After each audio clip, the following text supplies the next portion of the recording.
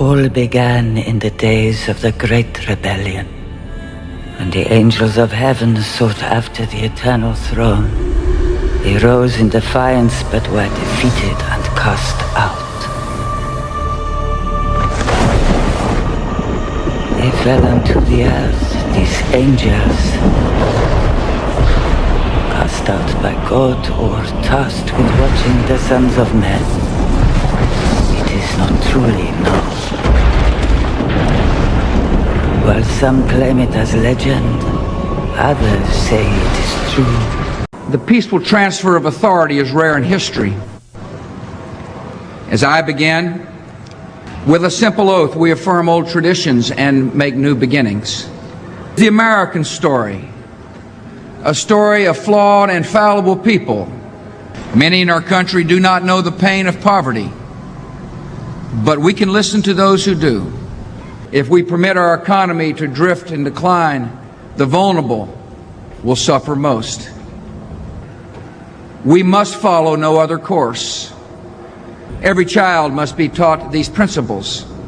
Every citizen must uphold them. Now it is a seed upon the wind, taking root in many nations. A story passed down for generations. Born unto men were fair and beautiful daughters, bearing the image of God. Some angels saw them and found themselves filled with craven desire.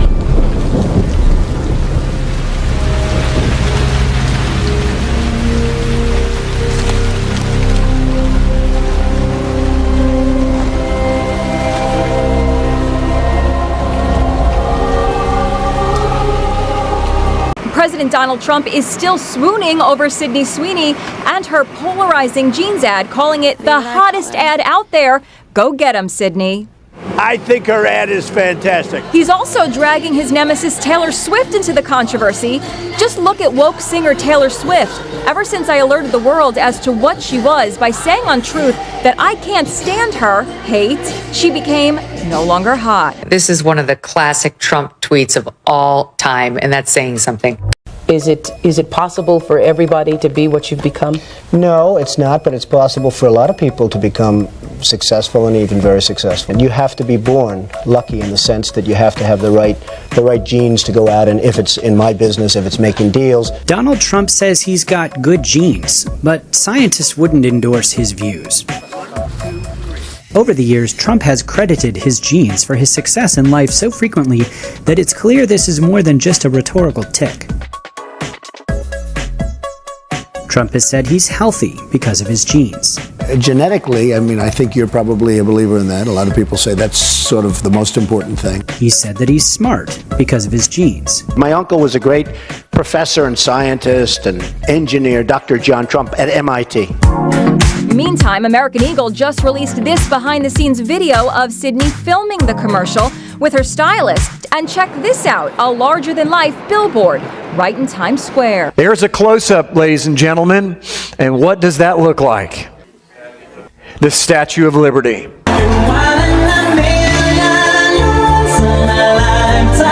I'm sure it's total coincidence, ladies and gentlemen, that the statue on the left not only looks identical to the Statue of Liberty, but has the exact same rays coming off what is arraying her head as the sun rays, representing the 7 continents of the world.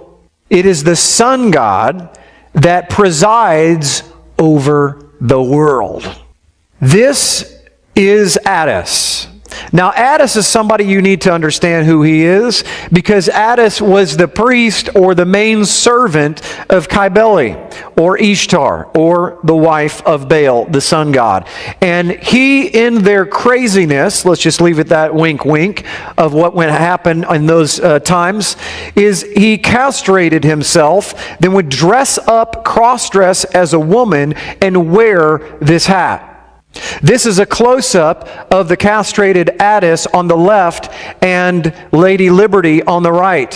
What I want to suggest to you when I got to this part is I thought to myself, oh my goodness, is Lady Liberty really a lady?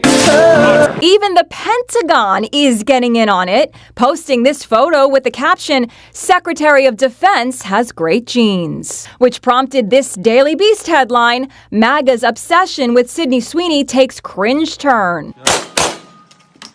Now, this video of Sydney showing off her skills at a gun range is going viral. She actually shared the video back in 2019, writing, "Training for my next project."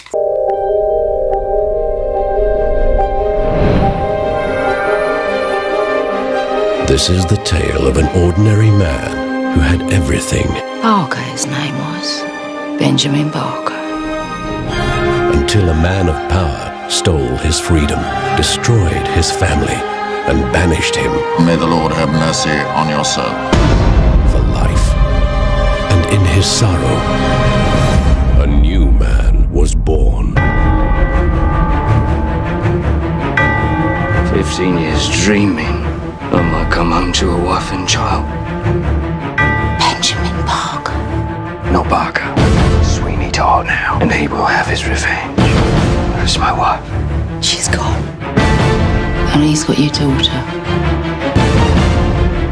Judge Turpin.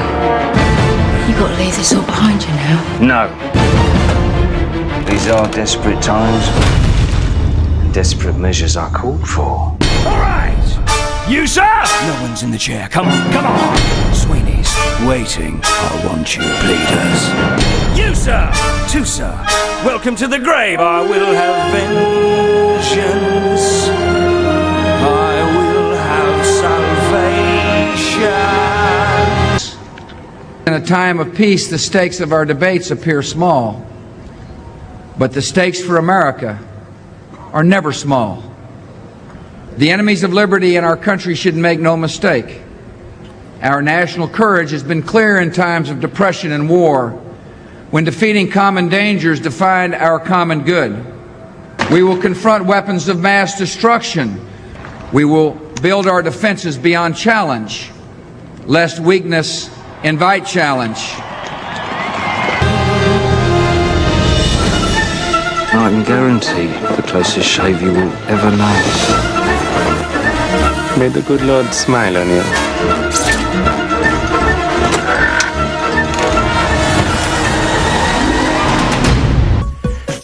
Good genes, very good genes, okay? He said that he's driven because of his genes. I really was, I had a good gene pool from the standpoint of that, so I was pretty much driven. And he said that he's successful because of his genes. Well, I think I was born with a drive for success. I had a father who was successful. I have a certain gene. I'm a gene believer. He's also said that his children and grandchildren have inherited these good genes and will succeed as well as a result.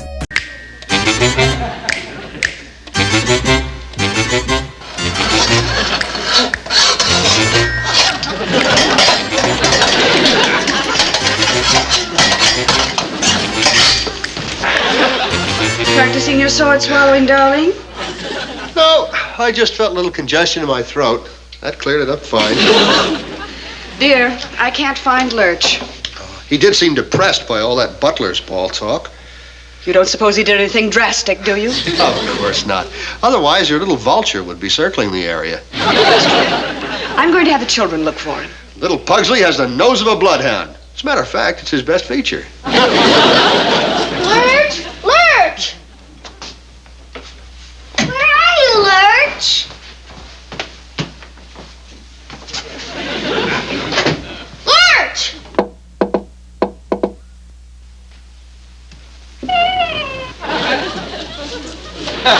The playroom?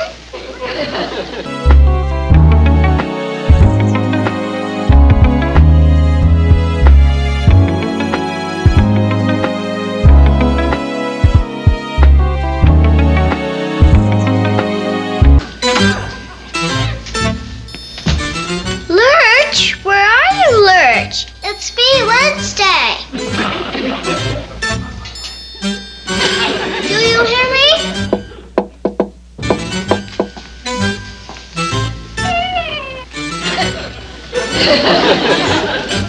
make you think. That's not nice. Don't you trust me? I'm your friend.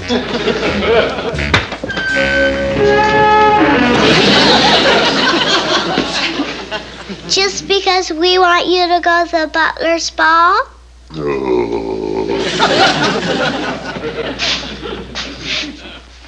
It'll be fun. I like being miserable. You might find a nice girl to be miserable with.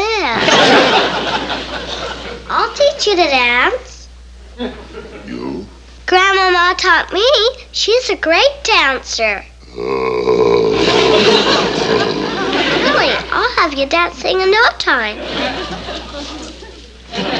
Now smile.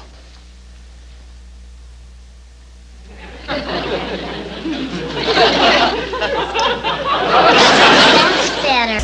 Trump's advisors have even gotten in on the act. So given his diet and exercise, how does he pull that off? He's got perfect genes. Must. He does. And it's not just the Trump family genes he thinks about. Trump's comments to an Irish pro golfer indicate that he views athletic ability as being genetic as well.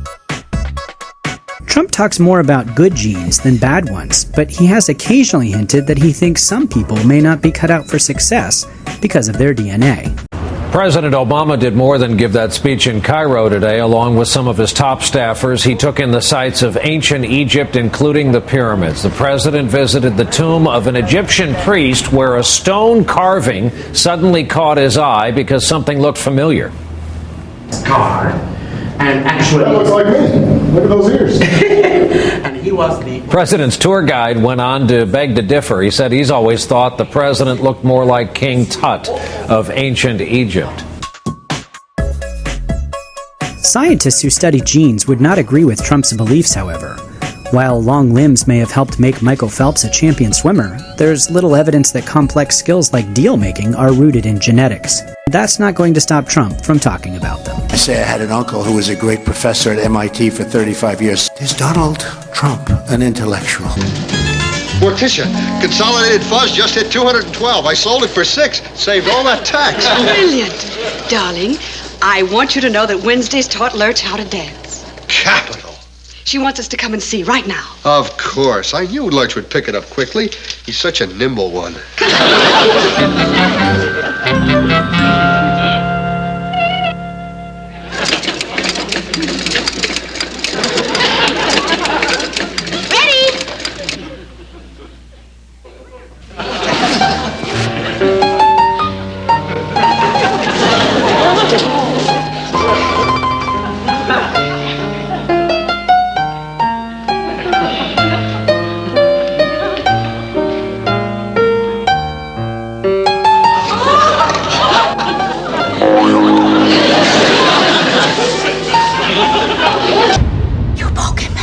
The years, no doubt, have changed me.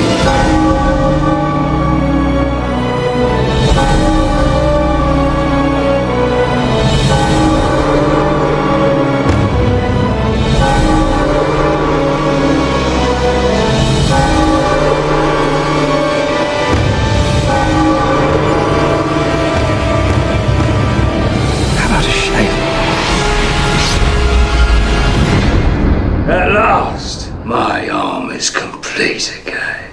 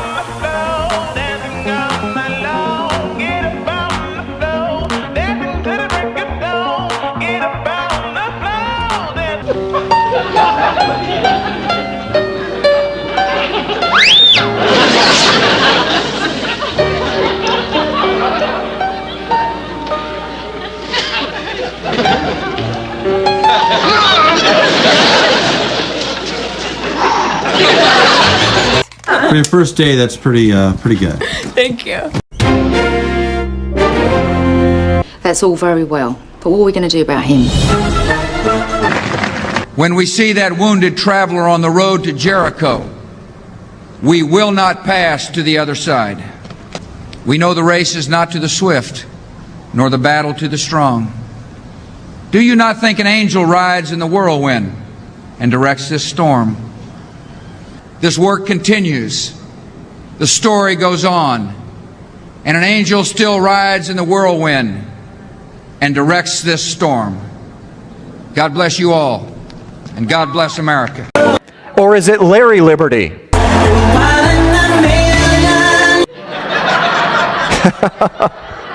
I don't know.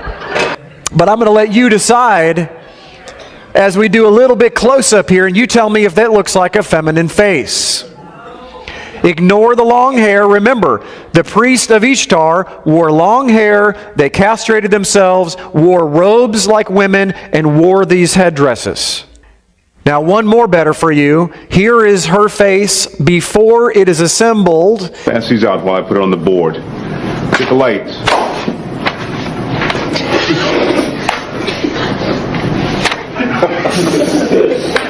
Try one more time, sir.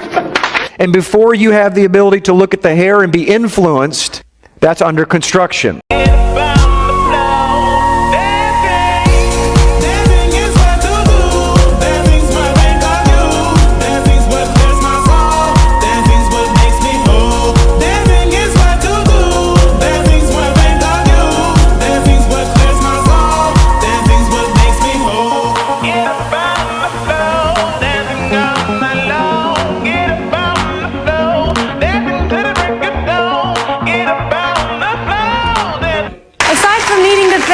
Three very important people who do a lot of construction. My makeup artist, Pamela Westmore, Lana Vici, who does hair, and Joel Voorhees, who does my wardrobe. So you can be the judge, ladies and gentlemen, but this little rabbit trail here, I believe, shows us that not only has Addams, or the priest of Ishtar, and sun god worship showing up all over Egypt, all over Rome, all over Greece, and everywhere else in the Eastern Mediterranean, but is on our soils and has infiltrated America today and has literally become the epitome and the torch of freedom. It's bondage. Tonight belonged to Lady Gaga. The performance with our Rihanna, 5 wins, including the inaugural Tricon Award, a whole lot of mask changes, and many words of inspiration to her little monsters. I love you. Stay safe. Speak your mind. And I might sound like a broken record, but wear a mask. The times are too serious. The stakes are too high. People will not be hoodwinked. You will not be bamboozled.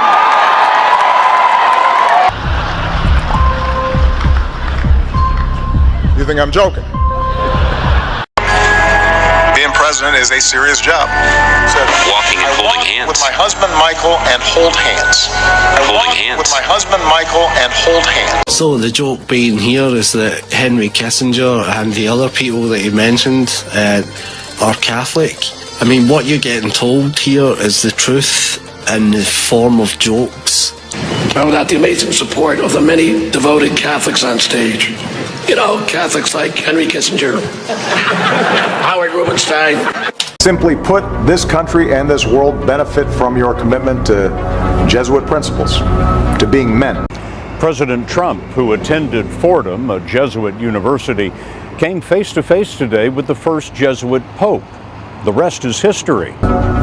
As a graduate of another great Jesuit institution, Xavier University, I have great affection for the value and purpose of a Jesuit education. Like all Jews, apparently, you know, and according to the internet conspiracy truthers, the Jews run the world. So this guy's telling you the truth here in the form of a joke. And without the amazing support of the many devoted Catholics on stage. You know, Catholics like Henry Kissinger. Okay, because they're not Jews, they are Catholic. As he walked into the pool room, you could tell he didn't fit. In his handmade boots, custom suit, pearl-handled shooting stick. Tonight there'd be a showdown. Then everyone would know who shoots the meanest game around, the Baron or Billy Joe. Billy Joe looked edgy, about to lose his cool, but the Baron's hands were steady as the two began to duel. Yeah, he was like a general on a battlefield of slate, and he would say to Billy Joe, each time he sunk the 8, he'd say, I wish I had known you when you were a little younger. Round me you might have learned a thing or two. So what do you want to talk about? Fakes. People who pass themselves off as something they're not. Like a pre-owned car salesman? A brave politician. A Jew for Jesus? A wolf in sheep's clothing. We're talking every slayer, everyone in Society City. I believe your better half would fall under that category, provided they're within range of my transmitters. Very nice, Castle. So you got an army of psychotics and deviants to dance around for you. You're thinking small, Cable, but not as small as me. See, nanocells are real small, 1,000 times smaller than these dust particulates. You inhale it, they go to work replicating, spreading like a virus, multiplying in exponentials. 6 months' time, I could have 100 million people. Converted ditch diggers, porn stars, and presidents. Not one would be the wiser. 100 million people who buy what I want them to buy and vote how I want them to vote. Do pretty much damn well anything I figure they ought to do.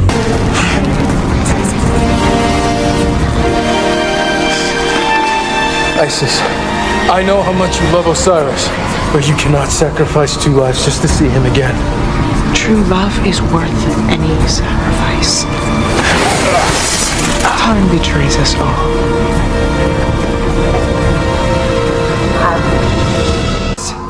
So that we may stand together and face eternity.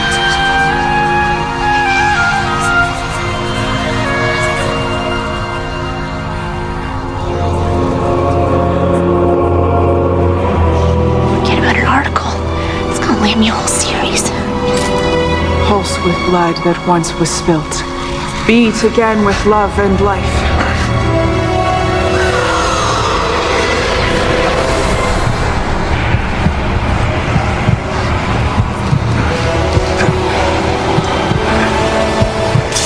Take this body for your own and rise to rule from your rightful throne.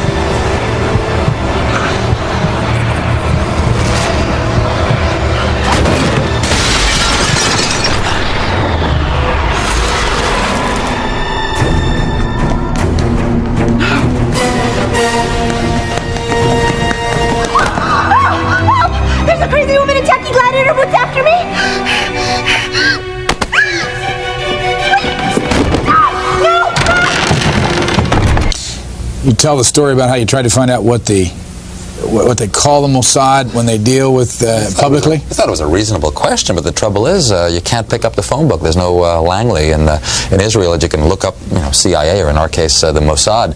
We thought we should ask, what shall we call it in English? You can translate the Hebrew words, as I said, Mossad is institute, but when they write a letter to their friends in the CIA or the British intelligence, what do they call themselves? It took a while.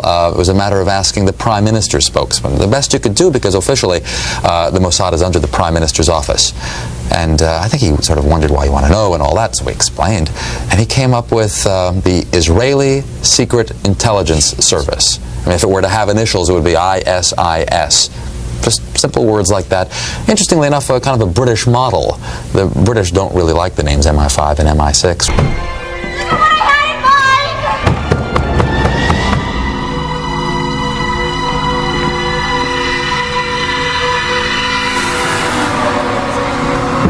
There's got to be an easier way for a girl to get a date in this town. Your heart is brave. But I can see it belongs to a lonely soul. A warrior with a vacant heart. You try to fill it, but the harder you try, the emptier it becomes. Yeah, well, I may be lonely, but I'm still gonna kick your Egyptian ass. If you truly meant to harm me, you would have done so by now. But you do not wish to hurt this body. Childhood hang-ups. I was taught never to hurt a girl. And I was taught never to hesitate.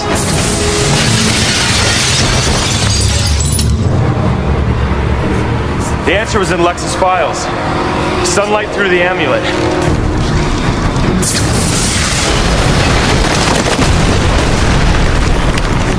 That's what'll trap you again, isn't it? But in the dead of night, where will you find the light of sun?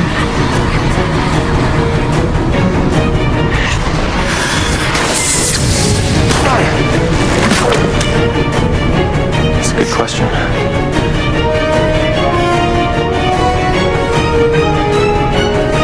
ISIS? This ends now. But I will destroy Osiris' heart. Then release Lois. I need her back. I see now that I am doomed. Our undying love shall be denied for eternity. This vessel, she loves you completely. Yes. You hold Osiris's heart in your hand. What you take of mine, I shall take from yours.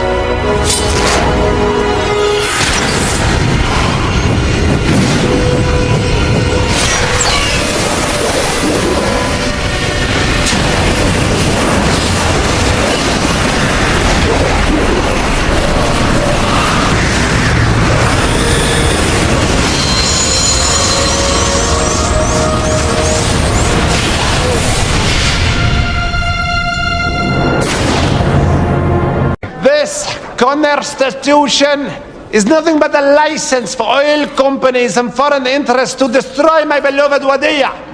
Wadiya will remain a dictatorship.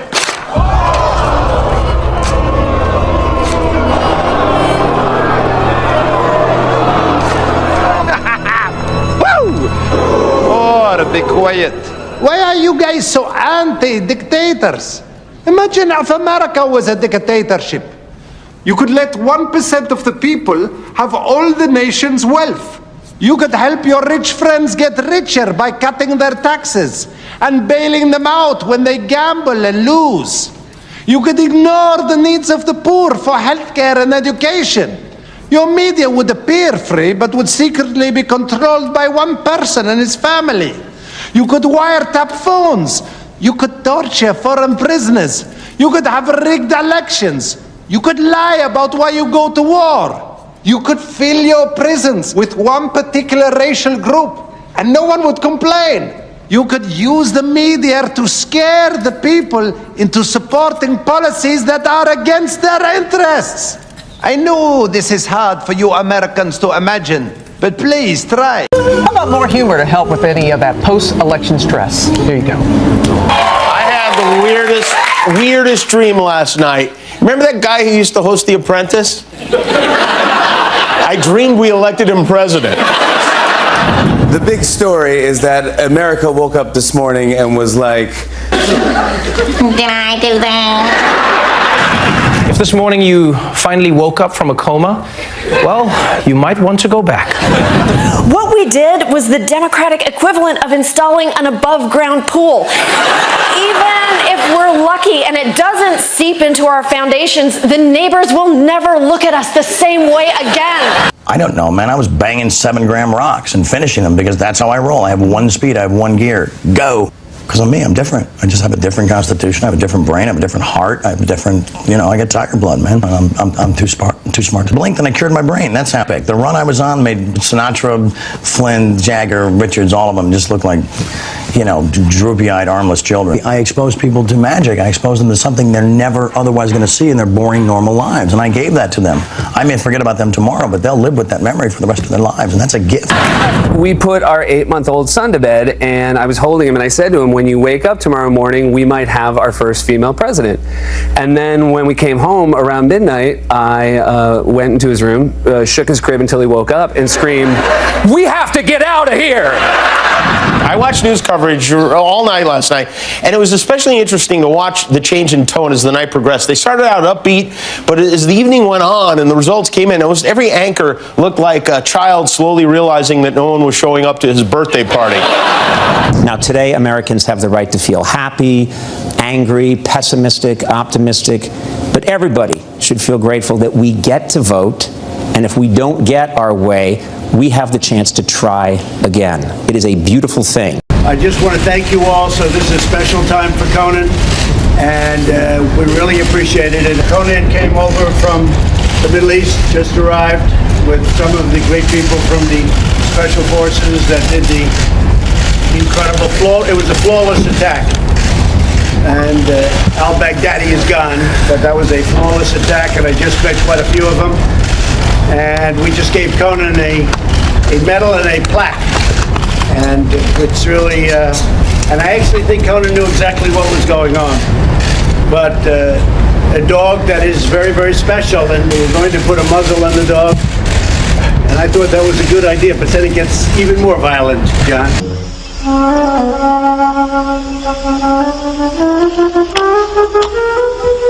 Ka! It's you! Yes, man cub. So nice to see you again.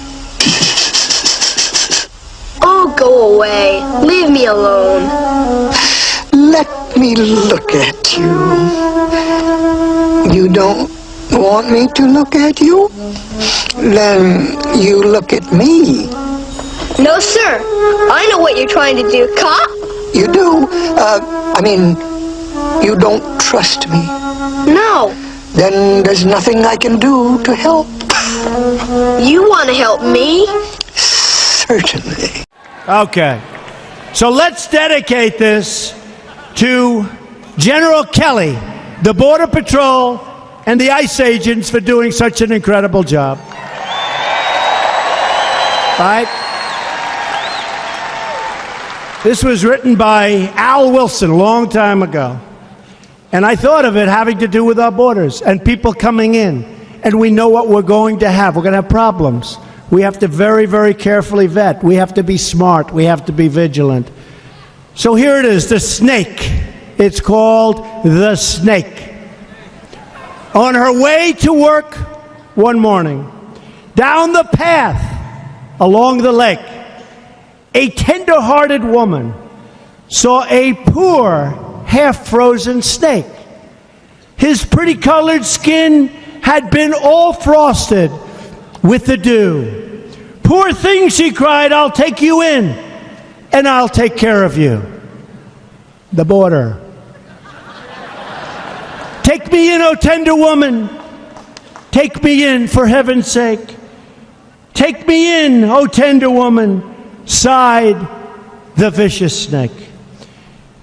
She wrapped him up all cozy in a comforter of silk and laid him by her fireside with some honey and some milk. She hurried home from work that night, and as soon as she arrived, she found that pretty snake she'd taken in had been revived. "Take me in, O tender woman.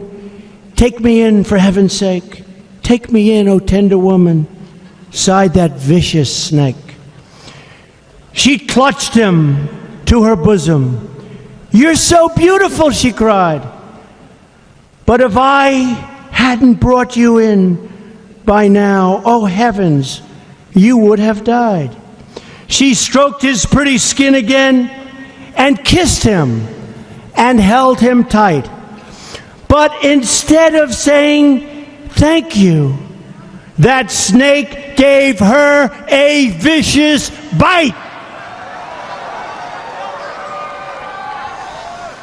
"Take me in, O tender woman.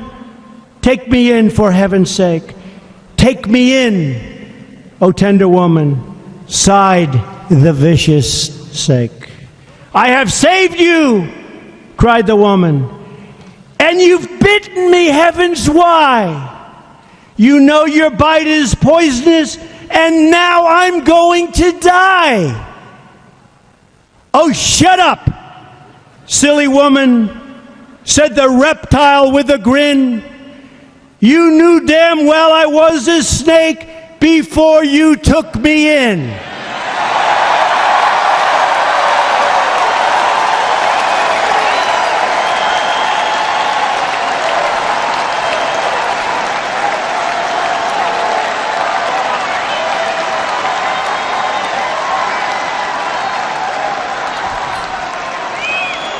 Does that explain it, folks? Does that explain? Trust in me.